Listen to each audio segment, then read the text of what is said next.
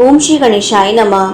श्री शिव महापुराण रुद्र संहिता युद्धखंड 44वां अध्याय।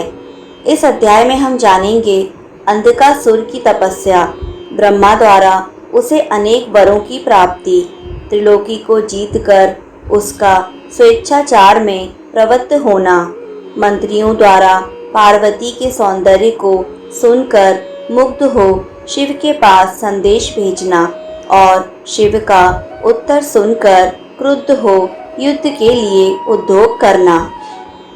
सनत कुमार बोले, किसी समय जब हिरण्याक्ष पुत्र अंधक भाइयों के साथ खेल रहा था, तब क्रीड़ा में आसक्त तथा मदांध उसके भाइयों ने उपहास करते हुए उसे कहा, हे अंधक, तुम्हें राज्य से क्या प्रयोजन? तुम्हारा पिता हिरण्याक्ष निश्चय ही बड़ा मूर्ख था, जिसने घोर तपस्या के द्वारा शिव जी को प्रसन्न कर तुम्हारे जैसा कलह प्रिय, अंधा, विकृत एवं कुरूप पुत्र प्राप्त किया।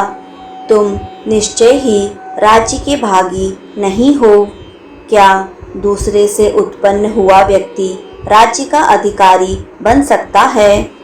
तुम ही विचार करो, उसके अधिकारी तो समुचित हम लोग ही हैं। सनत कुमार बोले, उनके उन वचनों को वह बुद्धि से स्वयं विचार करके दीन हो गया और उन्हें नाना प्रकार के वचनों से सांत्वना देकर रात में ही अकेले निर्जन वन को चला गया।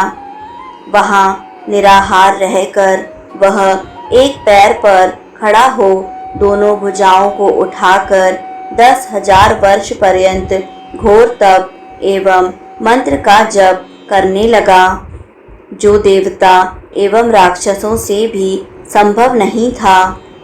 वह अग्नि जलाकर तीक्ष्ण शस्त्र से अपने शरीर से मांस काटकर वर्ष पर्यंत प्रतिदिन मंत्र पूर्वक रक्तयुक्त मांस का होम करने लगा।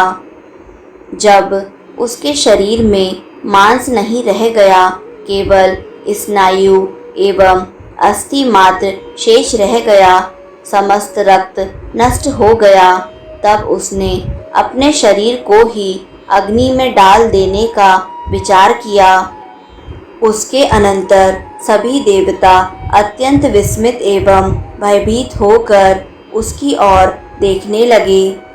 तब उन देवताओं ने ब्रह्मा जी को नमस्कार कर अनेक स्तुतियों से शीघ्र ही उन्हें प्रसन्न किया। ब्रह्मा ने उसे तपस्या से विरत करके कहा, हे दानव, आज तुम वर मांगो। समस्त लोकों में जो दुर्लभ है एवं जिसकी प्राप्ति के लिए तुम इच्छुक हो, उस वर को मुझसे प्राप्त कर लो। ब्रह्मा के इस वचन को सुनकर दीन एवं विनम्र होकर उस दैत्य ने कहा, हे ब्रह्मन, प्रहलाद आदि मेरे जिन निष्ठुर भाइयों ने मेरा राज्य छीन लिया है, वे मेरे सेवक हों। मुझ अंधे को दिव्य नेत्र की प्राप्ति हो जाए एवं इंद्र आदि देवता मुझे कर प्रदान करें। मेरी मृत्यु देव, दैत्य, गंधर्व, यक्ष, सर्प, राक्षस, मनुष्य, दैत्यों के शत्रु श्री नारायण आदि किसी प्राणी तथा सर्वमय शंकर से भी ना हो। उसके उस कठिन वचन को सुनकर ब्रह्मा जी शंकित हो उससे कहने लगे। ब्रह्मा जी बोले, हे दैत्येंद्र, यह सब पूर्ण होगा, किंतु अपनी मृत्यु का कोई कारण अवश्य वर्ण करो, क्योंकि ना तो ऐसा हुआ है और ना होगा जो काल के मुख में प्रविष्ट ना हुआ हो। अतः आप जैसे सत्पुरुष अत्यंत दीर्घ जीवन की इच्छा का त्याग कर दें। ब्रह्मा के इस अनुनयपूर्ण वचन को सुनकर वह दैत्य पुनः कहने लगा। अंधक बोला, हे ब्रह्मदेव, तीनों कालों में जितनी भी श्रेष्ठ, मध्यम तथा कनिष्ठ स्त्रियां हैं, उन सभी में जो रत्न स्वरूप सर्वश्रेष्ठ हो, वही मेरी माता के समान हो। हे भगवन, हे स्वयंभू, जो मनुष्य लोक के लिए दुर्लभ तथा मन, वाणी और शरीर से सर्वथा अगम्य हो, जब मैं दैतेंद्र भाव से उसकी कामना करूं, तब मेरा नाश हो जाए। उसका वचन सुनकर ब्रह्मा जी ने आश्चर्यचकित हो शिव के चरण कमलों का स्मरण किया और शंभु की आज्ञा प्राप्त करके उस अंधक से शीघ्र कहा। ब्रह्मा जी बोले, हे दैत्य, तुम जो भी अभिलाषा करते हो, तुम्हारी वे सभी कामनाएं पूर्ण होंगी। हे दैतेंद्र, अपना अभीष्ट प्राप्त करो और वीरों के साथ सदा युद्ध करो। हे मुनीश्वर, ब्रह्मा जी के ऐसे वचन सुनकर स्नायु तथा अस्थि मात्र शेष वह हिरण्याक्ष पुत्र अंधक ब्रह्मा जी को भक्ति पूर्वक प्रणाम कर उन प्रभु से कहने लगा। अंधक बोला, हे विभु, मैं इस विकृत शरीर से शत्रुओं की सेना में प्रविष्ट होकर किस प्रकार युद्ध कर सकता हूँ, अतः अपने पवित्र हाथ से मुझे स्पर्श कीजिए और स्नायु तथा अस्थि शेष इस शरीर को शीघ्र ही मांस से पुष्ट कर दीजिए। सनत कुमार बोले। उसका वचन सुनकर वे ब्रह्मा उसके शरीर का स्पर्श करके मुनियों तथा सिद्धों से पूजित होते हुए देवेश्वरों के साथ अपने धाम को चले गए। ब्रह्मा के स्पर्श मात्र से ही वह दैत्यराज संपूर्ण शरीर वाला तथा बल संपन्न हो गया। वह नेत्रयुक्त तथा सुंदर हो गया और प्रसन्न होकर अपने नगर में प्रविष्ट हुआ। तदंतर प्रहलाद आदि सभी दैतेंद्र उसे वर प्राप्त कर आया हुआ समझकर संपूर्ण राज्य उसके लिए छोड़कर उसके अधीन होकर उसके सेवक हो गए। तदंतर अंधक ने अपने भृत्यों एवं सेनाओं के साथ विजय की इच्छा से स्वर्ग की ओर प्रस्थान किया और वहां युद्ध में समस्त देवताओं को जीतकर वज्र को धारण करने वाले इंद्र को भी करदाता बना दिया। उसने नागों, पक्षियों, बड़े बड़े राक्षसों, गंधर्वों, यक्षों, मनुष्यों, पर्वतों, वृक्षों एवं सिंह आदि समस्त पशुओं को भी युद्ध में जीत लिया। उसने इस चराचर त्रैलोक्य पर अधिकार करके उसे अपने वश में कर लिया। इसके बाद अपने अनुकूल सुंदर हजारों स्त्रियों के साथ विवाह करता हुआ पाताल, पृथ्वी लोक तथा स्वर्ग में जितनी रूपवती स्त्रियां थीं, उनके साथ पर्वतों तथा मनोहर नदी तटों पर वह रमण करने लगा। उनके मध्य में क्रीड़ा करता हुआ वह दैतेंद्र काम प्रवृत्ति के लिए स्त्रियों के पीने से बचे हुए दिव्य एवं मानुष पेयों को प्रसन्नता के साथ पीता था। वह नाना प्रकार के दिव्य रस, फल, सुगंधित पुष्प प्राप्त करके मैं दानव द्वारा निर्मित उत्तम ग्रहों तथा यानों एवं सुंदर वाहनों का सेवन करता था। अद्भुत दृश्य वाले पुष्प, अर्घ्य, धूप, मिष्ठान, अंगराग आदि से युक्त हो क्रीड़ा करते हुए उस अंधक दैत्य के उत्तम 10,000 वर्ष बीत गए। इस प्रकार भोग करते हुए उसे परलोक में अपने कल्याण करने वाले पुण्य का ज्ञान न रहा और वह मूर्ख दैत्यराज मदान्ध बुद्धि होकर दुष्टों के साथ निवास करने लगा। इसके बाद वह महात्मा प्रमत्त होकर कुतर्क युक्त बातचीत से अपने प्रधान पुत्रों को तिरस्कृत कर सभी वैदिक धर्मों का विनाश करता हुआ दैत्यों के साथ विचरण करने लगा। धन के अहंकार से मदान्त वह वेदों, ब्राह्मणों, देवताओं तथा गुरुओं का अपमान करने लगा और देववश हतायु हो अपनी आयु को स्वेच्छापूर्वक क्षीण करता हुआ रमण करने लगा। इस प्रकार इस पृथ्वी तल पर करोड़ों वर्ष निवास करते हुए वह अंधक किसी समय हर्षित होकर अपनी सेना के साथ मंदराचल पर गया और वहां की स्वर्णिम शोभा देखकर मानमत्त हो सैनिकों के साथ घूमने लगा। वह क्रीड़ा के लिए उस पर्वत पर आकर मोहवश वहां निवास करने का विचार करने लगा। उसने अपने पराक्रम से प्रसन्नतापूर्वक मनोहर एवं दृढ़ नगर का निर्माण कर स्वयं उसके शिखर पर अपने निवास हेतु महासुंदर भवन बनाया। उस दैत्येंद्र के दुर्योधन, वैधस तथा हस्ती नामक मंत्री थे।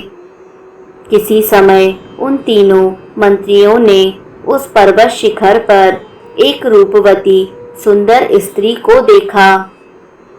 शीघ्रगामी उन सभी दैत्यों ने हर्षित होकर उस वीरवर दैत्येंद्र अंधक के समीप आकर जैसा देखा था वैसा प्रेम पूर्वक कहा।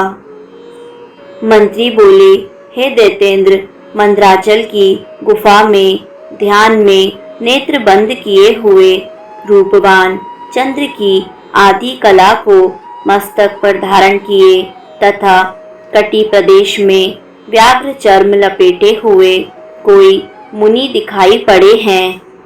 उनके सारे शरीर में भुजंग लिपटे हुए हैं। वे सिर पर जटा तथा गले में कपाल की माला धारण किए हुए हैं। हाथ में त्रिशूल लिए हुए बाण तथा तरकस धारण किए हुए हैं। महान धनुष धारण किए हुए और अक्षसूत्र पहने हुए हैं। वे लकुट, त्रिशूल एवं खड्ग धारण किए हुए हैं। वे जटाजूट से युक्त 4 भुजाओं वाले और वर्ण वाले तथा भस्म से लिप्त हैं। वे महातेजस्वी प्रतीत हो रहे हैं। उनका संपूर्ण वेश अद्भुत है। उनसे थोड़ी ही दूर पर एक पुरुष दिखाई पड़ा। वह वानर के समान महाभयंकर मुख वाला, विकराल हाथों में संपूर्ण अस्त्र लिए उनकी रक्षा करता हुआ स्थित है। वहीं पर शुक्ल वर्ण का एक श्वेत वृद्ध बैल भी है। हम लोगों ने बैठे हुए उस तपस्वी के निकट पृथ्वी पर रत्नभूता एक सुंदर रूप वाली मनोहर युवती भी देखी है। वह स्त्री प्रवाल, मुक्तामणि तथा रत्नों से निर्मित आभूषणों तथा वस्त्रों को धारण की हुई है। वह मनोहर माला से सुशोभित है। जिसने उस महासुंदरी को देख लिया है, वास्तव में वही दृष्टि वाला है। उसे देख लेने पर अन्य को देखने का कोई प्रयोजन नहीं है। वह दिव्य नारी उन महापुण्यवान महर्षि महेश्वर की प्रिया भार्या है। हे दैत्येंद्र, आप सुंदर रत्नों के भोक्ता हैं, अतः उसे अपने घर लाकर भली भांति देखने में समर्थ हैं। सनत कुमार बोले, उन मंत्रियों की इस बात को सुनकर वह दैत्य काम आतुर हो उठा और उसका सारा शरीर घूमने लगा।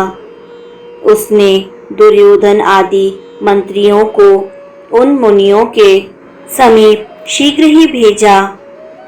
हे मुनीश, उत्तम राजनीति में परम प्रवीण उन श्रेष्ठ मंत्रियों ने महाव्रती एवं अप्रमेय उन मुनियों के पास जाकर प्रणाम करके उस दैत्य की आज्ञा इस प्रकार कही। मंत्री बोले, हिरण्याक्ष के पुत्र दैत्याधिराज त्रिलोक्य स्वामी महामना, जिनका नाम अंधक है, वे ब्रह्मा जी की आज्ञा से विहार करते हुए इस मंद्राचल पर्वत पर विराजमान हैं।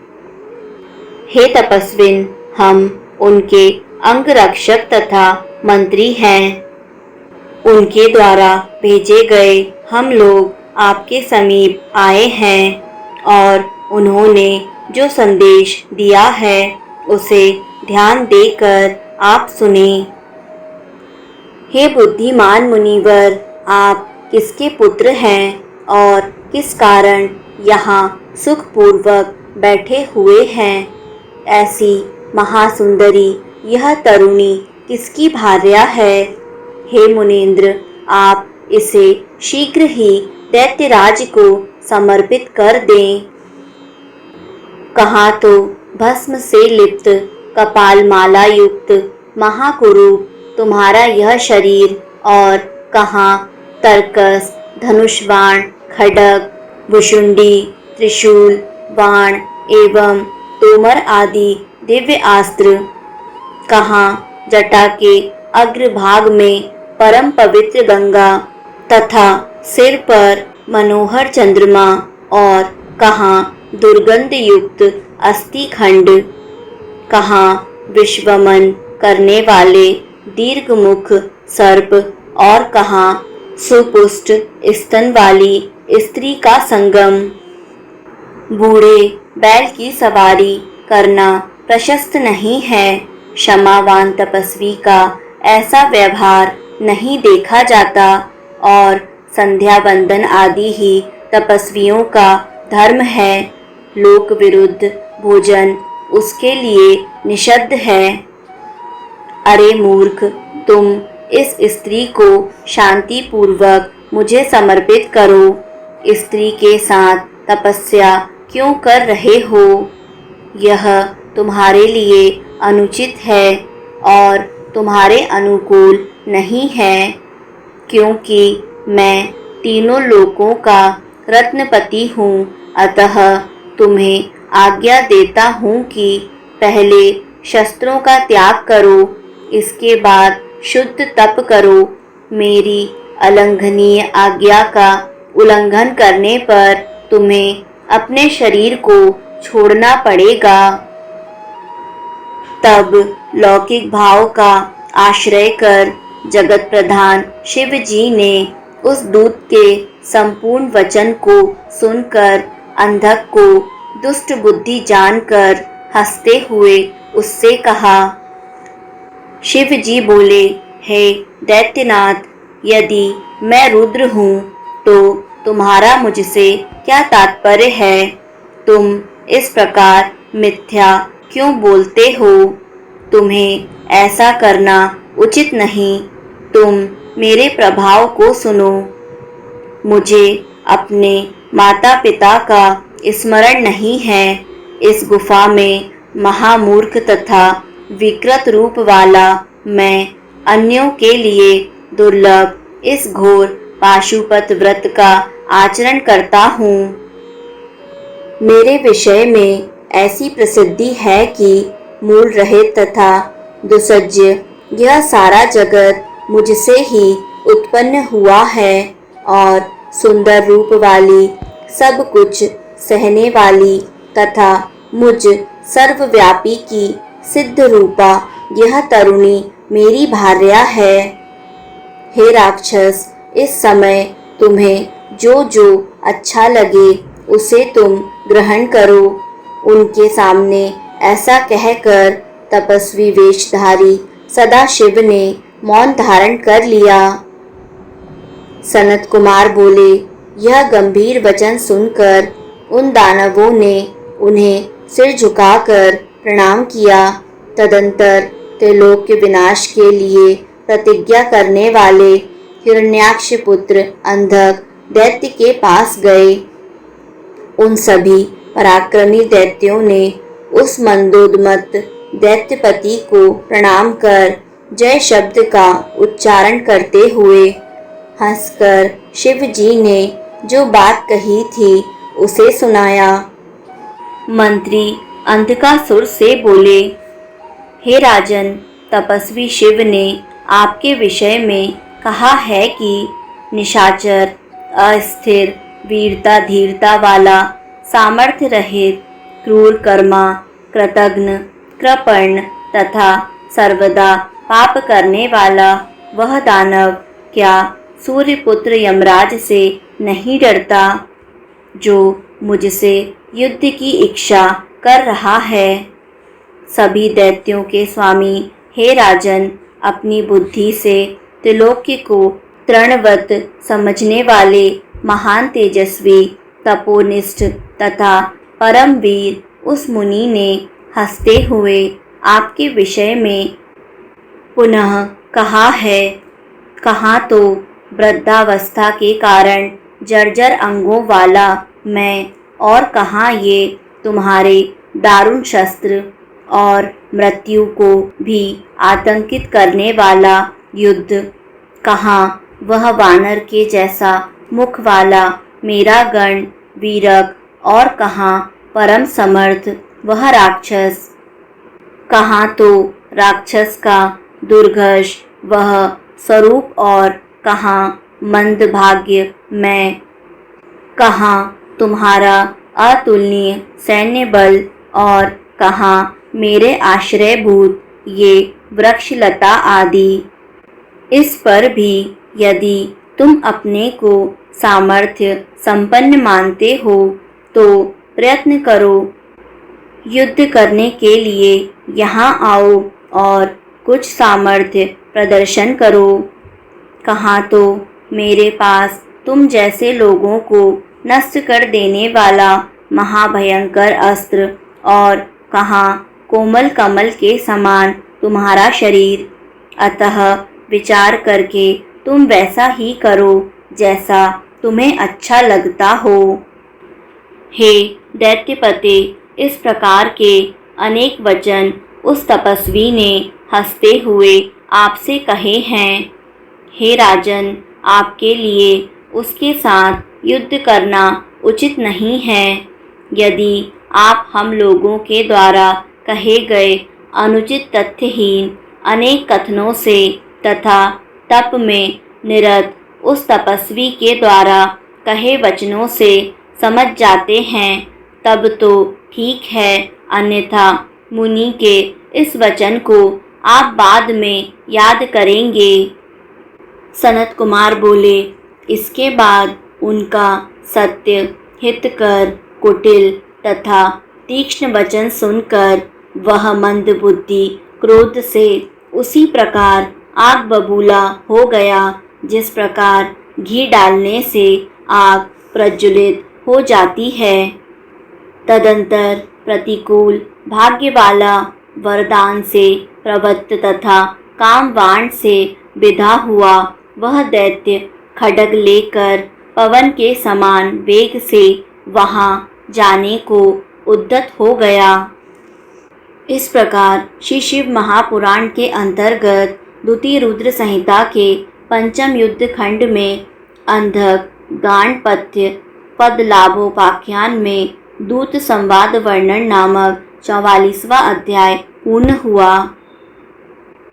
दोस्तों, आगे के अध्याय को निरंतर सुनने के लिए YouTube चैनल आध्यात्मिक कथाएं को लाइक करें, सब्सक्राइब करें और बेल आइकन पर प्रेस करें। कमेंट में हर हर महादेव अवश्य लिखें। धन्यवाद।